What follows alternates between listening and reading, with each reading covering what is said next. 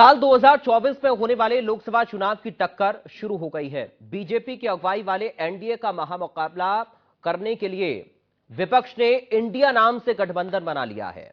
बेंगलुरु में हुई 26 विपक्षी पार्टियों की बैठक में गठबंधन का नाम इंडिया रखा गया। इसका full form Indian National Democratic Inclusive alliance है।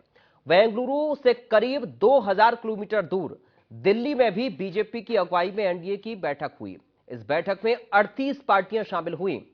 चलिए अब आपको ग्राफिक के जरिए दिखाते हैं कि आखिर एनडीए में कौन कौन से दल शामिल हैं, इनमें कौन कौन सी पार्टी हैं जो कि इस अलायंस के साथ हैं। देखिए, बीजेपी है, शिवसेना एकनाथ शिंदे वाली है, इसके साथ ही जो एनसीपी अजीत पवार गुट की है वो है, आरएलजेपी है, पारस गुट वाली एआईएडीएमके है, अपना दल सोलेनाल है, इसके अलावा एजेएसयू है, एजीपी है, पीएमके है, तमिल मलीरा कांग्रेस है, यूनाइटेड पीपुल्स पार्टी है। ये जो ग्राफिक के जरिए आप लगातार देख रहे हैं, ये वही पार्टियां हैं जो कि एनडीए के साथ गठबंधन में शामिल हैं। और देखिए, एसबीएसपी अभी हाल ही में एसबीएसपी को आपने देखा, ओपी राजभर फिर से बीजेपी के साथ आ गए हैं। इसके साथ ही एसएडीयू ये भी भारतीय जनता पार्टी के साथ है। एनडीए में और कौन कौन से दल हैं, देखिए, एमजीपी है, जेजेपी है, पीजेपी है, आरएसपी है, इसके साथ ही और तमाम ऐसे दल जो कि एनडीए में शामिल हैं, वो आपको एक एक करके ग्राफिक के जरिए हम बता रहे हैं। इसमें जेएसएसपी है, केपीए है, यूडीपी है, इसके साथ ही एचएसपीडीपी भी एनडीए के अंदर ही शामिल है। निषाद पार्टी भी लगातार बीजेपी के साथ एनडीए के गठबंधन में बनी हुई है। इसके साथ ही हिंदुस्तान आवाम मोर्चा यानी कि हम भी है, जनसेना पार्टी, अखिल भारतीय एनआर कांग्रेस भी एनडीए के इस अलायंस में शामिल है। इसके साथ ही हरियाणा लोकहित पार्टी है, भारत धर्म जनसेना है, केरल कामराज कांग्रेस है, साथ ही पुरिधा तमिलगम भी इस एनडीए के अंदर शामिल है। तो ये तमाम पार्टियां जो कि एनडीए के अंदर हैं। अब इसमें एलजेपी रामविलास वाली और गोरखा नेशनल लिबरेशन फ्रंट भी एनडीए में ही शामिल है। तो ये वो तमाम पार्टियां हैं जो कि एनडीए के अंदर हैं। इन तमाम पार्टियों का अलायंस एनडीए के साथ है। तो देश में होने वाली लोकसभा चुनाव में 1 साल से भी कम का वक्त बचा हुआ है। अब ऐसे में सभी मुख्य पार्टियां फुल एक्शन में नजर आ रही हैं। तो चलिए अब आपको विपक्षी दलों की बैठक की 16 तस्वीरें दिखाते हैं।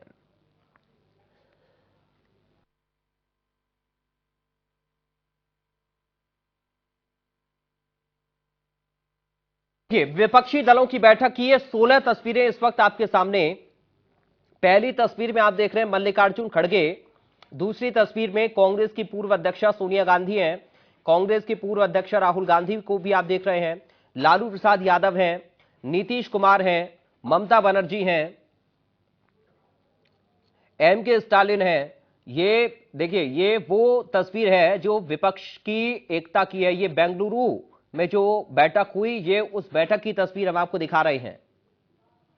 उद्धव ठाकरे भी पहुंचे, अरविंद केजरीवाल पहुंचे, अखिलेश यादव पहुंचे, सीताराम येचुरी पहुंचे, हेमंत सोरेन पहुंचे, शरद पवार पहुंचे हैं, महबूबा मुफ्ती हैं, इसमें जयंत चौधरी और डी राजा भी आप इन तस्वीरों में देख सकते हैं।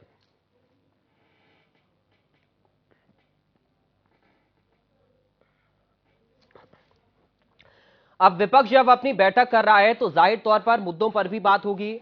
2024 के लोकसभा चुनाव को लेकर आखिर कौन से वो मुद्दे हैं जिन पर विपक्ष मंथन कर रहा है और उन पर काम करने की तैयारी कर रहा है, ग्राफिक के जरिए आपको बताते हैं। देखिए, सबसे पहला है इसमें ये जो मुद्दे हैं ग्राफिक के जरिए एक एक करके आप 2024 पर जो विपक्ष का मंथन है वो आप समझ सकते हैं। किस तरह से विपक्ष अपने मुद्दों को लेकर लोकसभा सीटों के बंटवारे पर भी बातचीत चल रही है कि आखिर किस तरीके से सीटों का बंटवारा इन सभी दलों के बीच में होगा। गठबंधन के नाम पर फैसला भी संभव माना जा रहा है। तो गठबंधन के नाम पर फैसला जो है वो हमने आपको बता भी दिया। गठबंधन के लिए साझा दफ्तर भी बनाना होगा, इस बात पर भी लगातार मंथन किया जा रहा है विपक्षी दलों की इस बैठक में। ईवीएम मुद्दे पर चर्चा और सुझाव देने की तैयारी भी चल रही है, क्योंकि ईवीएम को लेकर आपने देखा तमाम तरीके के सवाल इससे पहले भी उठे हैं। अब कॉमन मिनिमम प्रोग्राम का मसौदा बनाने के लिए भी कमेटी बनाना एक मकसद है। इस पर भी मंथन लगातार विपक्ष की इस पूरी बैठक में चल रहा है। 2024 के लिए प्रचार की रणनीति किस तरीके से तैयार करनी है, इन तमाम बातों पर फोकस भी विपक्ष की जो बैठक है उसमें हो रहा है। विपक्ष के जो नेता हैं वो लगातार इस पर भी मंथन करते हुए नजर आ रहे हैं।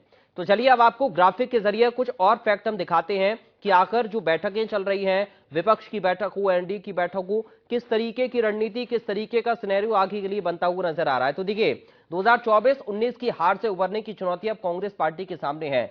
विपक्षी दलों के पास चुनौती क्या है? जेडीयू की बात करें तो सांसदों विधायकों के फूट की खबरें जेडीयू के अंदर हैं और ये चर्चाएं काफी दिनों से चल रही हैं, इसलिए नीतीश कुमार भी काफी ज्यादा परेशान है इसको लेकर। टीएमसी की बात करें तो बंगाल में बीजेपी की जो बढ़ती ताकत है उससे टीएमसी को भी खतरा हो सकता है, क्योंकि लास्ट जो विधानसभा चुनाव हुआ उसमें अच्छी खासी सीटें बीजेपी के पास थीं। एनसीपी के पास देखिए अजीत पवार टूटे तो शरद पवार की जो मुश्किलें हैं वो बढ़ गई हैं। अजीत पवार ने अलग अपना गुट बना लिया, विधायकों को लेकर आ गए। शिवसेना यूबीटी की बात करें तो पार्टी में जब भगदड़ मची तो उससे पार पाने का लक्ष्य अब उद्धव ठाकरे जो गुट है वो लगातार लगाने में लगा हुआ है। अब समाजवादी पार्टी की बात करें तो यूपी में कांग्रेस के साथ और इकला चलो की रणनीति, समाजवादी पार्टी इस पर भी मंथन कर रही है, अखिलेश यादव इसको लेकर भी चिंतन कर रहे हैं। तो ये वो चुनौतियां विपक्ष की पार्टियों के सामने हैं जो कि उनको आने वाले वक्त में और ज्यादा सोचने पर मजबूर करेंगे या फिर उन पर वो लोग काम करेंगे। तो अब ग्राफिक के जरिए आपने देखा कि किस तरीके के फैक्ट हैं, विपक्षी पार्टियों के सामने क्या चुनौती है, एनडीए में कौन कौन सी पार्टियां हैं।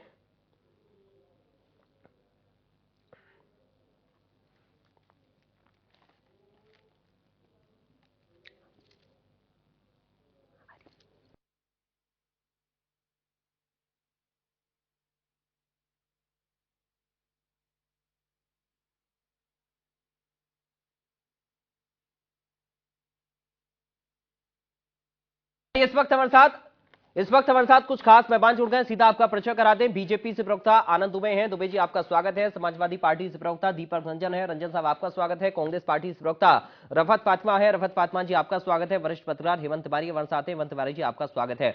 दुबे जी शुरुआत आपके साथ कर रहा हूं, एक बड़ी बैठक विपक्ष की हुई है, ये एक बार फिर से महागठबंधन बनाने की तैयारी और ये जो विपक्ष की एकजुटता है इसका नाम इंडिया रखा गया है, आपके लिए बड़ी चुनौती है क्या? नहीं, देखिए सबसे बड़ी बात यह है कि ये कोई पहली बार इस तरह का प्रयास नहीं हुआ है जी। 14 से ये प्रयास शुरू हुआ है, 14 में हुआ, 19 में तो आपने उत्तर प्रदेश में देखा कितना बड़ा गठबंधन बना था, जिसको आदरणीय हेमंत जी जो है महामारक गठबंधन भी कहते हैं जी। तो ये बड़े बड़े गठबंधन बड़े बड़े लोग आए, लेकिन हुआ कुछ नहीं। नतीजा क्या रहा? सिफर रहा।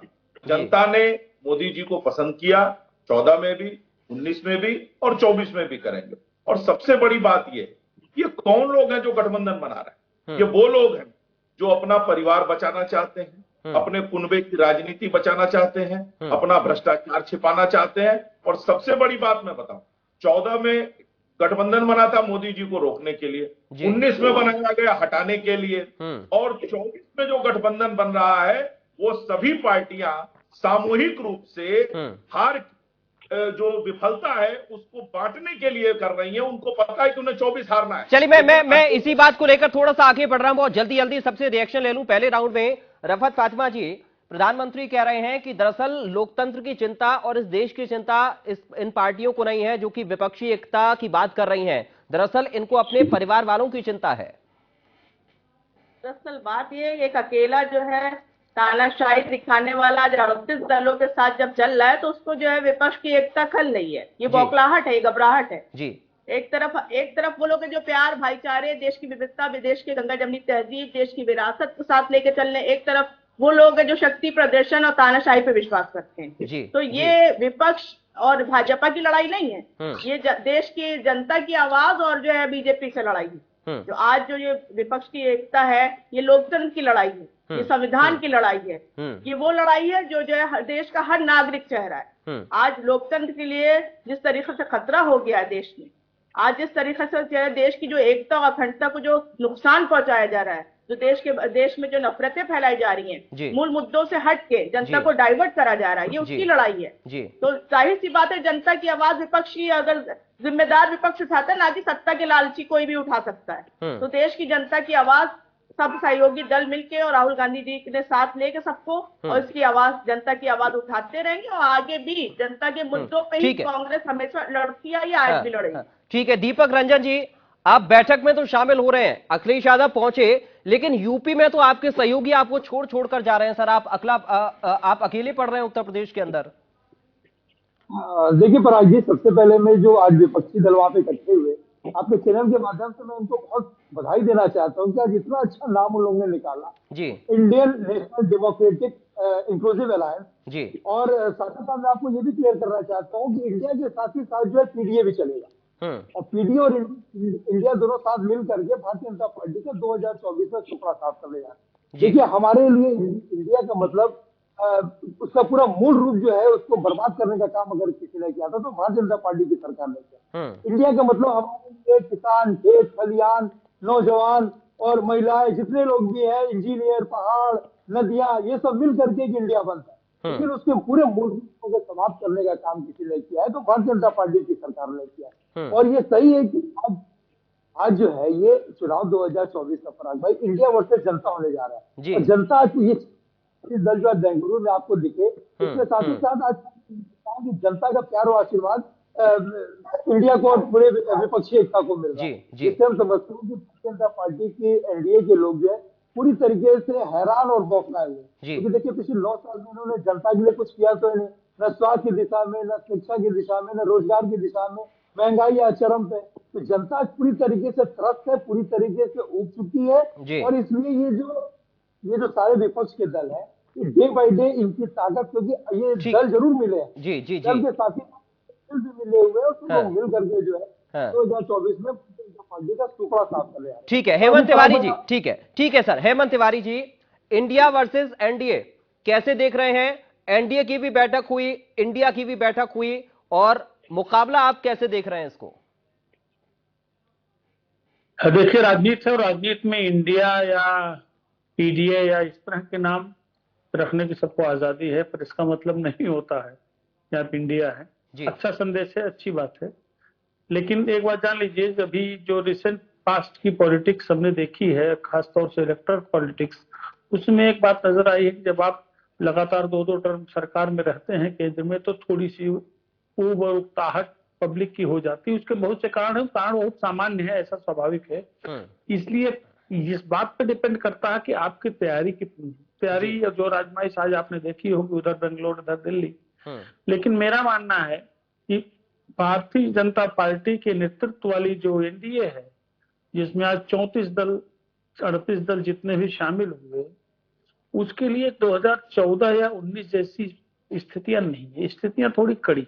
और ये जो इंडिया बना है, यूपीए का जो बृहत्तर एक अलायंस है, जी जी इसके लिए भी इतना आसान नहीं है भारतीय जनता पार्टी के नेतृत्व वाले इस अलायंस को टक्कर देना। बहुत मुश्किल होगा, बड़ी मेहनत करनी पड़ेगी। हालांकि एक उनके लिए अच्छी बात यह है कि बहुत दिनों बाद ऐसा देखा गया है कि एक दो बड़े अलायंस आमने सामने हैं, और इलेक्शन के साल भर करीब पहले इस तरह की स्थितियां बनी है, वरना इलेक्शन के पहले छोटे मोटे अलायंसेस बनते थे। तो भारतीय जनता पार्टी के नेतृत्व वाली एनडीए के लिए भी उतना आसान नहीं है, और यूपीए का जो विस्तारित अलायंस है, जिसको इंडिया कहा जा रहा है, इसके लिए भी बड़ा मुश्किल है, क्योंकि भारतीय जनता पार्टी ने अपने 10 साल के, यानी मोदी के नेतृत्व में 10 साल में कुछ ऐसी चीजें की हैं जो बड़ी मुकम्मल है, उसका स्वाभाविक लाभ उसको मिलना तय है।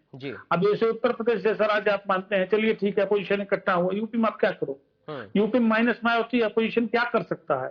यूपी जैसा स्टेट जो 80 सीट देता है, जिससे तय होता है कौन हारेगा कौन जीतेगा, वहां अपोजिशन की स्थिति उतनी अच्छी नहीं है। क्योंकि उत्तर प्रदेश में एक चीज नोट करिएगा, जब तक आप एनडीए यानी भाजपा के एक कैंडिडेट के खिलाफ सिर्फ एक कैंडिडेट अपोजिशन का नहीं लाएंगे, तब तक आप उत्तर प्रदेश जैसे राज्य में मतलब एनडीए को चुनौती नहीं दे सकते हैं। और मुश्किल क्या है, मायावती साथ रहेगी नहीं, बड़ी प्लेयर हैं, भले उनका एक विधायक हो, लेकिन पार्टी बड़ी है। पिछली बार उनको 10 सीटें मिली थी और समाजवादी पार्टी को 5 ही मिली थी। ऐसी सूरत में यूपी पर फोकस करना बेहद जरूरी रहेगा। और मेरा मानना है कि यूपी में अभी भी जो बीजेपी के नेतृत्व वाली ये एनडीए है, इसका परिणाम भारी है। तो मुश्किल दोनों ओर से है, मुश्किल दोनों ओर। और एक बात और याद दिला दूं, ध्यान रखिएगा, खाली एक पंक्ति में बताता हूँ। 2014 में एकदम से सरकार नहीं आ गई मोदी, थोड़ा उकताहट थी, कुछ फैसले ऐसे थे जो जनता ने पसंद नहीं किए। तो इधर कुछ फैसले ऐसे हैं जैसे महंगाई वगैरह है, जिससे जनता के एक बड़ा वर्ग नाराज है। तो भाजपा को भी यानी एनडीए को भी इसको संभालना थोड़ा सा मुश्किल, बड़ी मेहनत करनी पड़ेगी। ठीक है आनंद दुबे जी, कई सारे मुद्दों को लेकर आप अपनी पीठ तो थपथपा रहे हैं, लेकिन अभी जो हेमंत तिवारी जी कह रहे हैं कि कुछ ऐसे मुद्दे हैं जो मूलभूत हैं, जनता से जुड़े हैं सर, उन पर भी आपको काम करने की जरूरत है, और अगर काम नहीं कर पाए तो फिर जनता को जवाब भी देना पड़ेगा। नहीं, देखिए, जनता के लिए लगातार काम हो रहा है, और ये इसका कारण है कि 2014 से लेकर उत्तर प्रदेश में भी और देश में जो चुनाव हुए, जो लोकसभा के 2014-19 और अब 24 होने जा रहा है, और उत्तर प्रदेश में जो 2 विधानसभा हुए 17 और 22, और इस बीच में जितने भी उपचुनाव हुए या अन्य चुनाव हुए, सब में जनता ने भारतीय जनता पार्टी को आशीर्वाद दिया।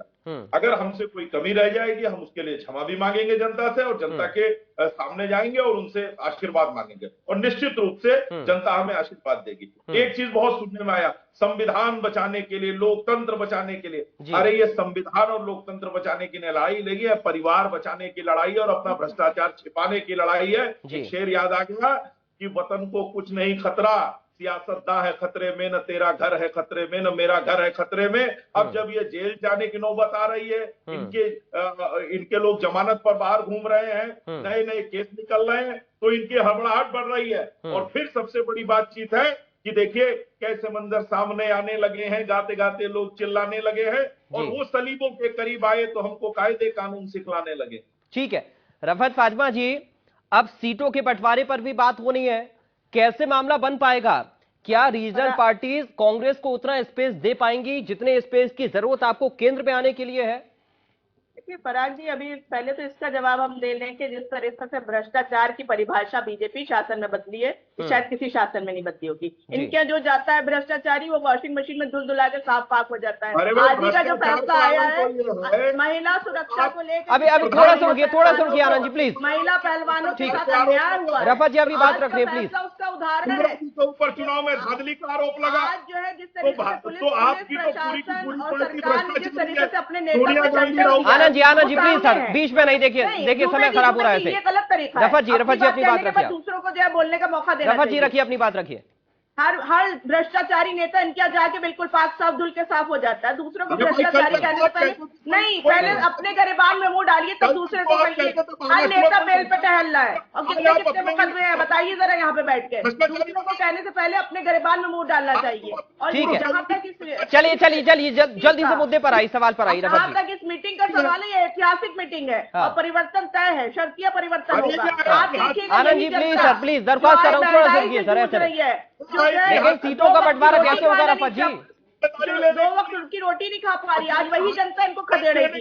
ये तानाशाही वही निकालेगी, जिस तरीके से तानाशाही करते हैं, जिस तरीके से इन्होंने जो जनता को जो है भटकाया है, अपने मूल मुद्दों से भटका के। देखिए रफत फातिमा जी, हेमंत तिवारी जी ने कहा कि उत्तर प्रदेश में पलड़ा जो है वो बीजेपी का भारी जरूर है, लेकिन कुछ मुद्दे हैं जिन पर उनको भी काम करना है। लेकिन यूपी एक बड़ा प्रदेश है, और यहां पर सीटों के बंटवारा का जो फॉर्मूला आप लोग सेट करेंगे वो बहुत ज्यादा मायने रखेगा। तो अब समाजवादी पार्टी के साथ आप कैसे अपने इस फॉर्मूले को सेट कर पाएंगे, इस पर क्या विचार हो चुका है कांग्रेस पार्टी के अंदर? देखिए अभी तो आज मीटिंग हुई है, ये तो आगे शीर्ष नेतृत्व तय करेगा सीटों को। आप नहीं, दुबे जी आप सवाल नहीं हो रहा है, थोड़ा सा संयम से काम लीजिए, इतना ज्यादा अति उत्साही होने की जरूरत नहीं है। जो सवाल जिससे हो रहा है उससे बात करने दीजिए। सीटों का बंटवारा भी जब शीर्ष नेतृत्व हमारा तय करेगा मिलकर, जब आज जो मीटिंग हुई उसमें जो संकल्प लिए गए उसी तरीके से जो है सीटों का बंटवारा भी हो जाएगा। और जब हमारी लड़ाई बड़ी है, हम छोटे छोटे मुद्दों पे भटकेंगे नहीं, और ना ही भटकाएंगे। आपके लिए तो मैदान बड़ा है मैडम, आपके लिए तो मैदान बड़ा है। दीपक रंजन जी, दीपक जी, अब सवाल, अब जवाब दीपक जी को देना होगा, अब जवाब दीपक जी को देना होगा कि उस बड़े मैदान में, जो उत्तर प्रदेश का बड़ा मैदान है, उसमें कांग्रेस को कितनी जगह दे पाएंगे दीपक जी? देखिए आज हमारे भाई आनंद दुबे जी जिस तरीके से इनकी हड़बड़ाहट और बौखलाहट बता रहे हैं कि ये विपक्षी एकता को देख करके बहुत ज्यादा परेशान है। इनकी परेशानी सरकार है, ये बीच में इसके अंदर इतना ज्यादा बोल रहा है ये कि बीच में टोका-टाकी कर रहा आनंद भाई। ठीक है, चलिए मुद्दे पर आए, बहुत जल्दी, समय कम है। क्या पूछ रहे थे आप? मैं कह रहा था सर, ये जो बड़ा मैदान उत्तर प्रदेश का है, इसमें अरे भाई मुद्दा ही भूल गए। नहीं आऊंगा आनंद जी, आऊंगा। अरे जवाब तो ले लीजिए प्लीज दीपक जी। मैं कह रहा था कि मैदान तो बहुत बड़ा उत्तर प्रदेश का सर, कांग्रेस को जगह कितनी दे पाएंगे आप लोग? देखो, सीट शेयरिंग की बात जो है, शीर्ष नेतृत्व तो आपस में बैठ करके दोनों पार्टियों के राष्ट्रीय अध्यक्ष बैठ करके आपस में तय कर लेंगे। और ये सही है कि सबका सम्मान उसमें बरकरार रखा जाएगा। हाँ। और सब लोग जो है मिलजुल करके आगे। ठीक है, ठीक है। हाँ, चलिए चलिए, मैं आनंद दुबे जी बहुत संक्षेप में एक उत्तर आपसे चाह रहा हूं, बहुत संक्षेप में सर, उसके बाद तिवारी जी आपके पास आऊंगा, बहुत संक्षेप में। देखिए 17 में भी दो युवाओं की जोड़ी बनी थी, रथ पे चढ़ के चले थे जी, क्या हालत हुई आप देख लीजिए। और सुनिए, इसके अलावा आप इनसे पूछिए कि जो इंडिया बना है, इंडिया जो है वहां टीएमसी से लड़ेगा या वहां पर कम्युनिस्ट पार्टी से लड़ेगा। की हालत बताइए जिनको किनारे लगा दिया गया है, जिनको जो है सबसे बड़ी बात बुजुर्गों की बताइए, जो पार्टी के बुजुर्ग सब कहाँ चले ठीक गए? है, चलिए बहुत जल्दी से हेमंत तिवारी जी से फाइनल रिएक्शन में लूंगा। आप हेमंत तिवारी जी से प्लीज सर, समय खत्म हो रहा है अब। हेमंत तिवारी जी बैठकें लगातार हो रही हैं, लेकिन सीट शेयरिंग क्या बड़ी चुनौती आप मान रहे हैं? सही नहीं, सब देखिए सीट शेयरिंग का ऐसा विषय है जिसमें ऑल इंडिया लेवल पर कांग्रेस को पिछली बार के मुकाबले कम से कम 70 से 75 कम सीटों पे लड़ना होगा जी। अगर कांग्रेस ने इतना त्याग नहीं किया तो फिर ये अलायंस नहीं चल पाएगा, उसको मिनिमम करना पड़ेगा। नंबर एक चीज। नंबर दो चीज, कांग्रेस या किसी भी पार्टी के लिए सबसे बड़ी मुश्किल उत्तर प्रदेश है। मैं बार बार के उत्तर प्रदेश को कह रहा हूँ, 80 सीटें होती हैं और जुमला बन गया, स्थापित जुमला कि उत्तर प्रदेश ही तय करता है कौन दिल्ली में बैठेगा, और वाकई यही स्थिति है। भाजपा यानी एनडीए की सबसे बड़ी मुश्किल है कि उत्तर प्रदेश में किसी तरीके से पिछली सीटें रिटर्न करें या कुछ ज्यादा करें। इसलिए आप देखिए जितने बड़े नेता हैं वो यही कहते हैं कि हम 80 सीट जीत रहे हैं। अपोजिशन की सबसे बड़ा वीक लिंक उत्तर प्रदेश है, ध्यान रखिएगा। बिल्कुल, इंतजार करते हैं हेमंत तिवारी जी, हम भी इंतजार करते हैं आगे क्या होगा, किस तरीके से होगा। बहुत शुक्रिया, फिलहाल वक्त मुझे इतनी इजाजत दे रहा है इस चर्चा के लिए। आप सभी का बहुत शुक्रिया इस चर्चा का हिस्सा बनने के लिए। तो इंडिया नाम से अलायंस बनाया है विपक्षी दलों ने, और अब यह कहा जा रहा है क्या एनडीए वर्सेस इंडिया होगा, देखना होगा आगे क्या फॉर्मूला सेट होता है। नमस्कार।